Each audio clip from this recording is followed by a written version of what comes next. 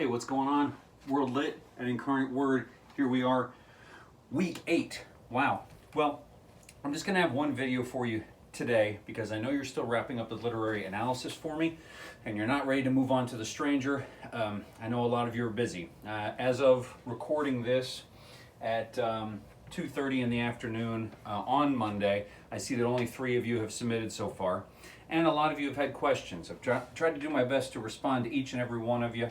Just please send a gentle reminder if you're still waiting to hear from me. I've got 150 students this semester, 6 classes, and I am grading sets of papers for Comp 1 and Comp 2 currently, trying to get those done so that I can look at your literary analyses when they come in. So just like you, I'm busy, okay? So try to be patient with me if I'm slow on the response rate. Okay, so like I said, we got plenty to do right now in finishing up these papers, but looking at the syllabus, we do need to get started talking about The Stranger. So I thought today I would just give you some introductions to the book and to the author to frame it and give you some context for when you do start reading, okay? Then Wednesday, I'll be talking about the first half of The Stranger. I love this book. It's strange, it's dark, but it's short, so maybe you'll like it too. So in terms of the selection I made for this semester, you know, I was asked by the department chair and the rest of the English department to change up 3 aspects of how I picked the books for this semester. One, they wanted at least 4 books, and they wanted them to be from different time periods. They wanted them to be geographically spread out, so we're covering a lot of different areas on the globe.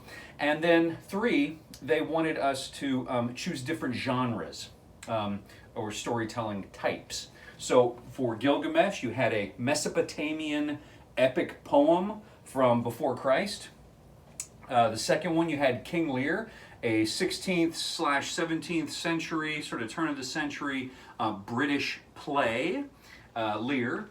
And this one, now we are moving to French Algeria for the early 20th century. And this is a novella, meaning that it's just a fancy word for a short novel, okay? A novella. Use it and people will think you're fancy. Oh, what you reading there? Your friend asks, or your dad asks as he passes by. Oh, just a French novella. So anyway, The Stranger, it's a fascinating piece. I posted to Blackboard a video link if you want to learn a little bit about Albert Camus, the author. You can just call him Albert Camus if you're English like me. Albert Camus, okay?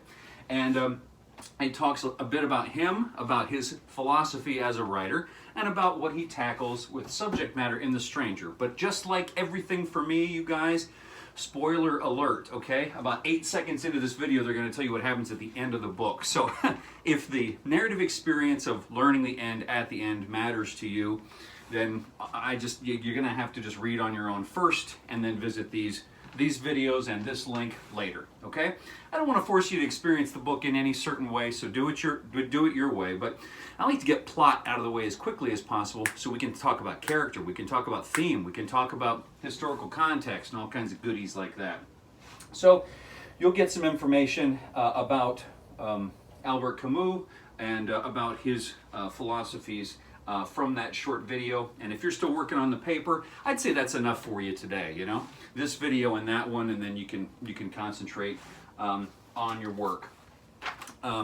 This is translated into English beautifully, very clear language. The syntax and diction, you know, the sentence level complexity and the word level complexity, very, very simple. I don't think anyone is going to have trouble reading this book, and I don't think anyone is going to have trouble staying interested while they read this book.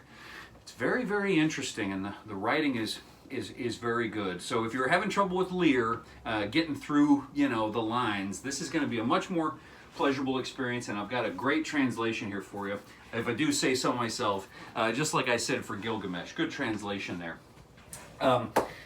The goal here is for me to talk about the first half, part 1 of The Stranger on Wednesday.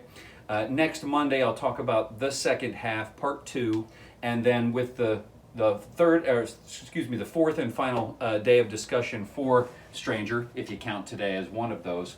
We'll wrap up with theme and context and talk about one of his essays. I've got the text around here somewhere. The myth of Sisyphus, and how his ideas apply to some philosophical concepts like existentialism and dread and all kinds of fun stuff for you to be thinking about.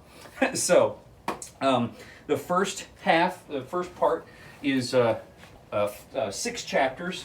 It's 59 pages, you read until page 59 to read the first half. So it is a short book, a novella, and the second part is 5 chapters, and it goes from page 60 to 123. So pretty equal in terms of length, and really nice and digestible. And boy, the difference between part 1 and part 2 is very, very abrupt.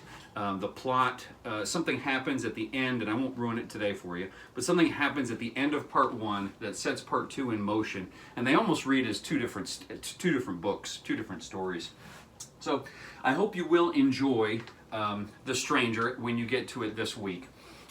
Last couple of things I'll say here for today is, remember that those literary analyses are due by 11:59 p.m. tonight. That's Monday, October 12th. And you are submitting that to Blackboard. I've seen 3 of you have done so successfully already, so it shouldn't be too difficult. Blackboard only wants a PDF or a Word document. So if you're using, Google Docs or something else, you're going to need to convert it. And once you convert it, of course, your spacing and your formatting is going to be all goofy, and you're going to have to play with it. So my opinion is, if you have Word, use it. Because the nice thing about Word is it shows you exactly what the page is going to look like for the viewer. Sometimes with Google Docs and even with PDFs, it looks one way, you convert it and send it, and all of a sudden on the other end of it, somehow in that communication process, formatting's weird or something went wrong. So for me, if you can, it'd be nice to switch it over to Word, because Blackboard really likes Word. But the PDF is fine too. I don't have a problem opening those. Okay? So I know you're busy, I'm busy too. You're going to get to working. I'm going to get to grading some Comp 2 papers and get those back to folks so I can be ready for you guys. So wrap up the literary analysis today. Send it in by tonight. And then when you're ready, crack open The Stranger and get ready to read some weird, wild stuff. Okay? Thanks, guys. Have a great day. That's all I got for you today. I know you're busy. We'll see you on Wednesday.